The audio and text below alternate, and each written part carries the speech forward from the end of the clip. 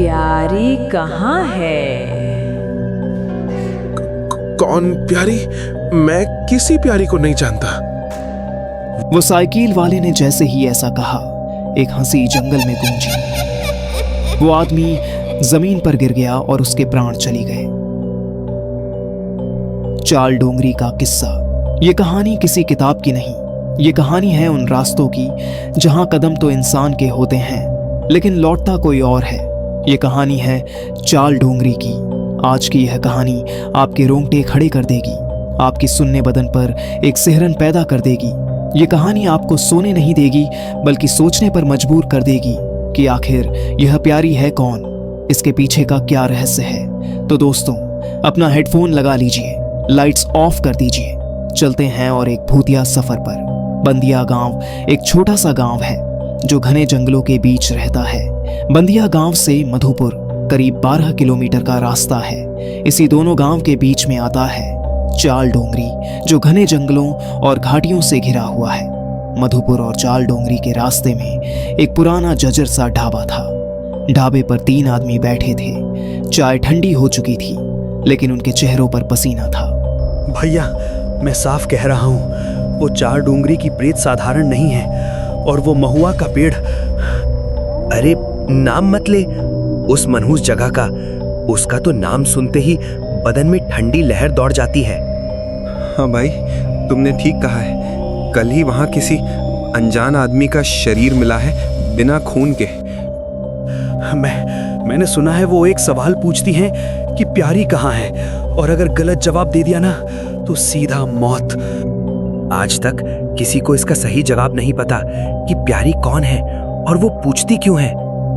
तीनों चुप हो गए। ढाबे पर सन्नाटा छा गया।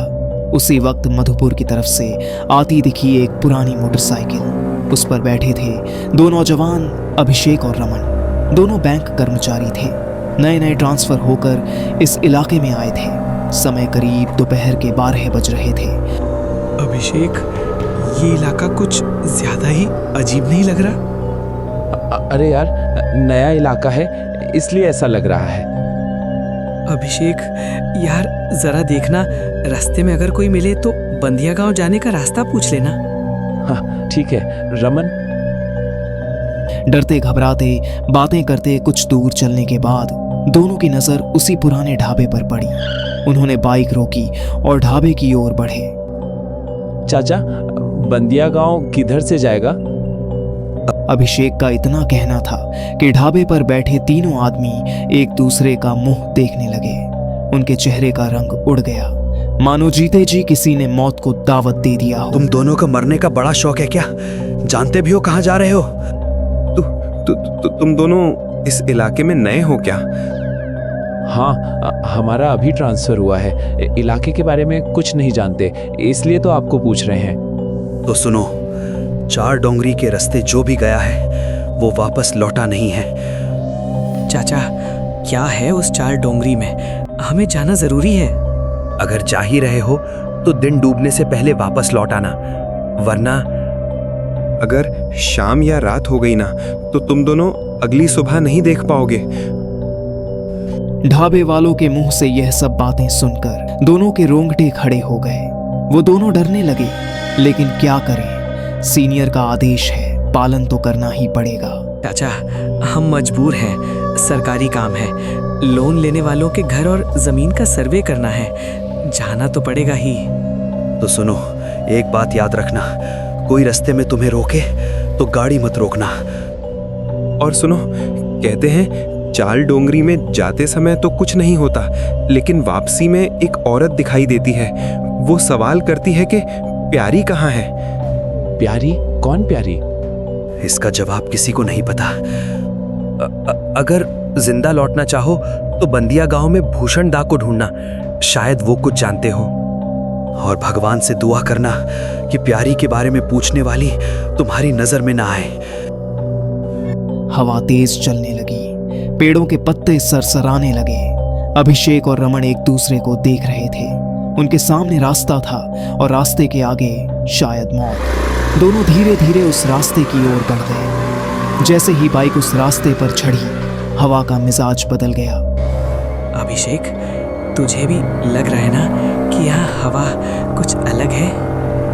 हाँ रमन, मुझे भी ऐसा लग रहा है यार। ये जंगल तो बहुत खतरनाक लगता है। अरे यार, तू भी ना उन गांव के बूढ़ों की बातों को दिल पर ले रहा है। मैं तो तेरा मजे ले रहा था। नहीं रमन, सच में यहाँ कुछ तो गड़बड़ लगता है। अभिषेक रमन को समझाता रहा, पर रमन गांव वालों की बातों का मजाक उड़ाते हुए चल रहा था और अभिषेक को डरपोक बता रहा था। थोड़ी दूर आगे बढ़ने पर रास्ते के किनारे एक छोटी सी बांस की टपरी दिखाई दी। अरे रमन, तूने देखा क्या? वो बांस की टपरी, ना वहाँ चूल्हा जल रहा था, ना कोई इंसान का नामो निशान। अरे भाई, जंगल की टपरी है, कभी खुलती है कब बंद रहती है, इसमें कौन सी बड़ी बात है। टपरी से थोड़ी ही दूर पर एक बड़ा सा पेड़ दिखा जो देखने पर बहुत डरावना लग रहा था। जैसे जैसे बाइक पेड़ के पास आती गई वैसे वैसे दिल की धड़कन तेज होती गई। जैसे ही बाइक पेड़ के बिल्कुल पास पहुंची, एक जोरदार हवा चली। अभिषेक, ये क्या था यार? मैं तो कब से कह रहा हूँ तुझे। यार सच में ये जगह ठीक नहीं। अभिषेक, तू गाड़ी मत रोकना। चाहे कुछ भी हो जाए रमन, तू पीछे मत देखना।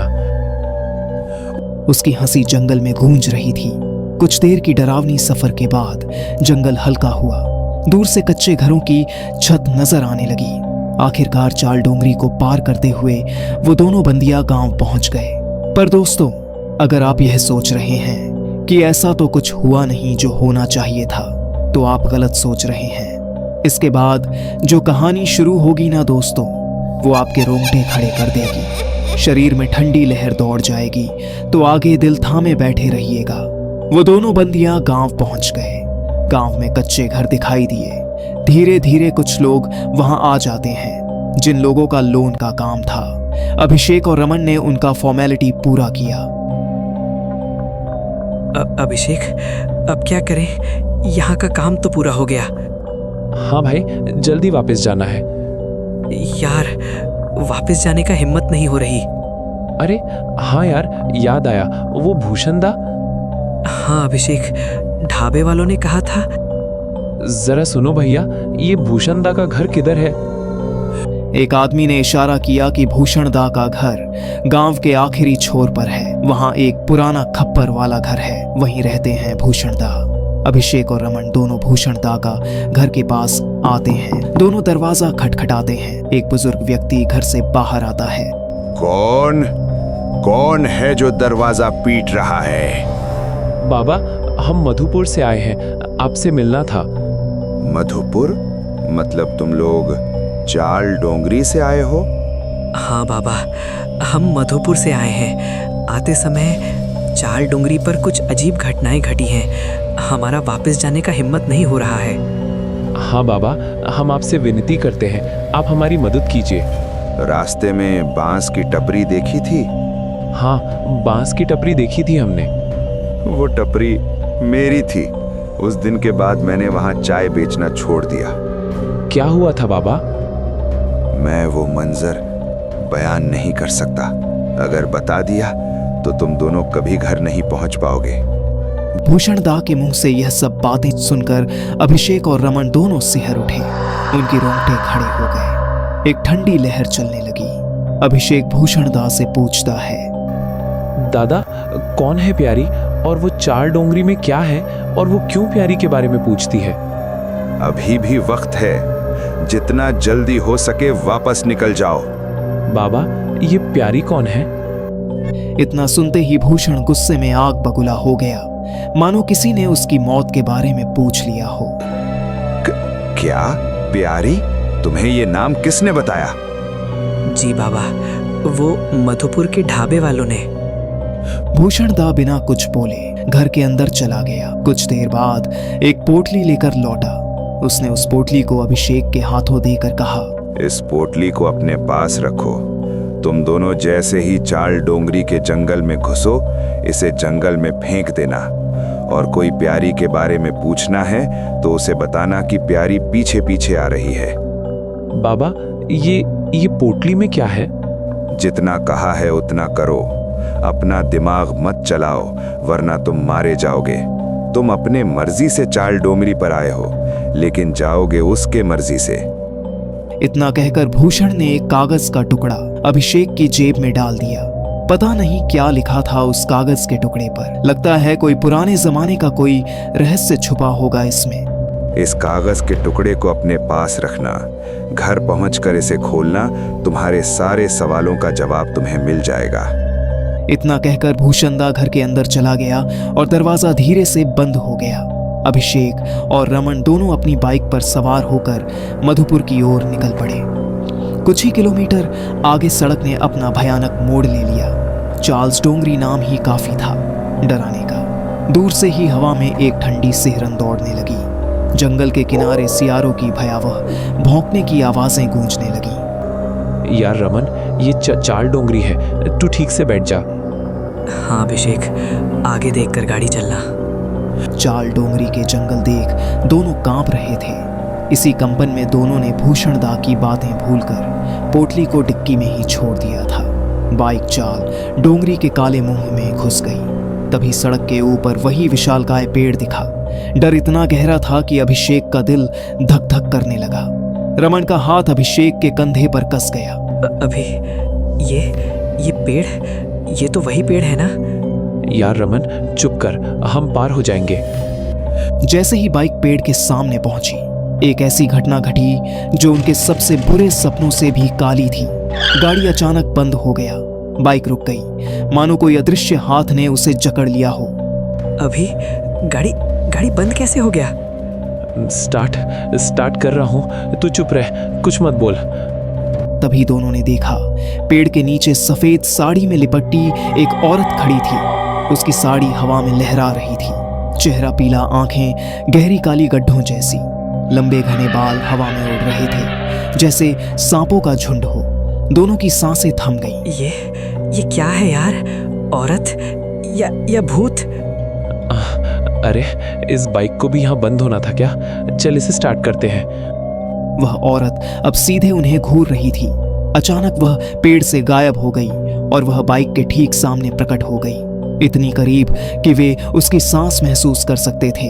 दोनों चीख पड़े, प्यारी कहाँ है? अभिषेक को उस पल भूषणदा की बात याद आ गई। अभिषेक का गला सूखा। प्यारी पीछे पीछे आ रही है। औरत का मुंह फैल गया। एक भयानक हंसी आई और वो हंसी जंगल को चीर गई, पेड़ों को हिला दी। हंसते हंसते वो हवा में घुल गई। अभिषेक, क्या था वो? गाड़ी जल्दी स्टार्ट कर, निकल यहाँ से। हाँ यार, मैं कोशिश कर रहा हूँ। कुछ दूर जाने पर रास्ते पर वही बांस की टपरी दिखी। बाइक को दौड़ाते हुए वहां से निकल गए, लेकिन उन दोनों को नहीं पता जंगल का छलावा चक्र शुरू हो चुका था।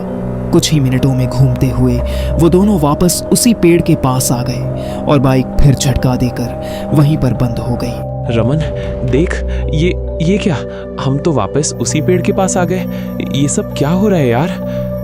तभी पेड़ के पीछे से भयानक हंसी गूंजी। उन्होंने ऊपर देखा। वो औरत अब पेड़ की डाल पर बैठी थी, पैर लटकाए। अभी वो देख, वो ऊपर बैठी है। वो हमें मार डालेगी अभिषेक। हे भगवान, बाइक स्टार्ट हो जा।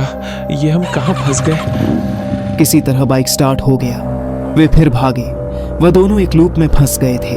बांस की टपरी देखी, बाइक चलती रही। घूमते हुए फिर से पेड़ के पास आ गए और बाइक बंद हो गई।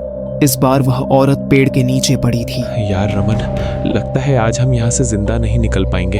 आज हम मरने वाले हैं। ये छलावा का चक्र है। हम घूमते फिरते वापस यहाँ आ रहे हैं। गाड़ी आगे बढ़ ही नहीं रही। भगवान, ये कैसी जगह है? हाँ अभिषेक, यहाँ कुछ भी ठीक नहीं है। तो बाइक स्टार्ट कर। डर ने उनके दिमाग को खा लिया था। वहां सिर्फ अंधेरा और मौत की आहट थी। अभिषेक ने फिर कोशिश की। इंजन जगा और बाइक दौड़ी। बांस की टपरी नजदीक आई। अरे हाँ यार रमन, याद आ गया। भूल गए हम। वो पोटली उसे जंगल में फेंकनी थी। लेकिन पीछे से कोई जवाब नहीं आया। अभिषेक ने पलटा। रमन बाइक पर नहीं था। हे भगवान, ये रमन कहाँ गया? रमन कहाँ है? अभी तो पीछे था। ये क्या हो रहा है? कहाँ गया रमन? अकेलापन डर को दोगुना कर दिया। उसने बाइक को पीछे मोड़ी चाय की टपरी की ओर। मुझे रमन को खोजना होगा, चाहे जो भी हो। मुझे वापस उस पेड़ के पास जाना होगा। मैं उसे अकेला छोड़ नहीं सकता। और ये पोटली, पता नहीं इस पोटली में क्या रहस्य है। मुझे इस पोटली को उस पेड़ के पास फेंकना होगा। शायद यही इस समस्या का हल हो। अभिषेक ने हिम्मत जुटाई। बाइक पेड़ की ओर जैसे ही पहुंचा, एक ठंडी लहर चली। रोंगटे खड़े हो गए, हवाएं चीखी। अभिषेक ने डिक्की खोली और पोटली निकाली, उसे पेड़ के नीचे फेंक दी। इस जगह पर चार डोंगरी में जो भी हो, मैं आपसे माफी मांगता हूँ। हमें अपनी गलती का एहसास हो गया, जाने दो हमें। अभिषेक जैसे ही पीछे मुड़ा, उसके सामने रमन खड़ा था। दोनों जल्दी से जल्दी बाइक पर सवार हो गए और मधुपुर की ओर निकल गए। रमन, तू कहाँ था यार? तू गाड़ी पर नहीं था? यार कुछ पता नहीं, किसी ने मुझे पीछे से खींचा और मैं गिर गया। उसके बाद क्या हुआ मुझे नहीं पता।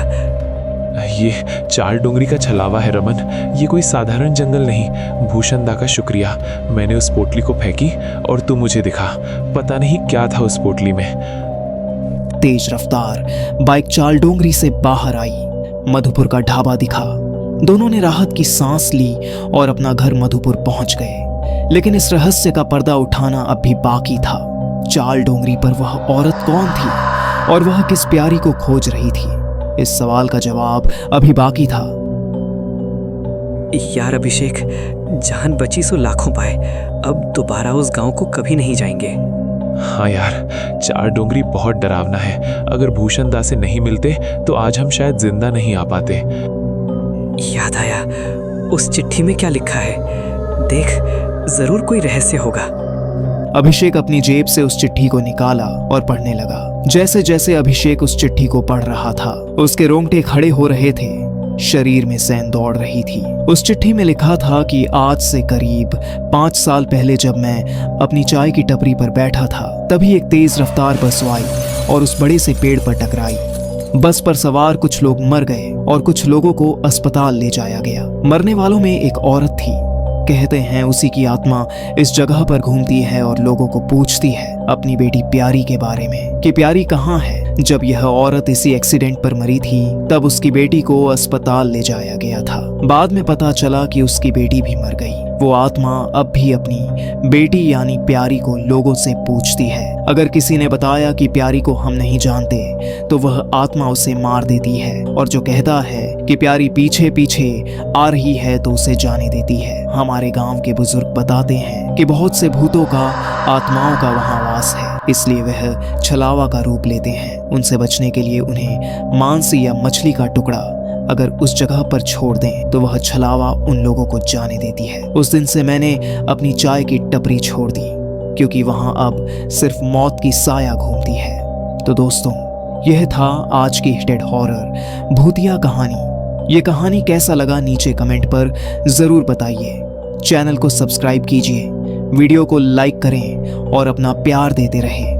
अगर आप भी चाहते हैं अगली स्टोरी पर आपका भी नाम आए तो नीचे कमेंट पर आप अपना नाम बता सकते हैं। मिलते हैं अगले वीडियो पर और एक नई कहानी के साथ।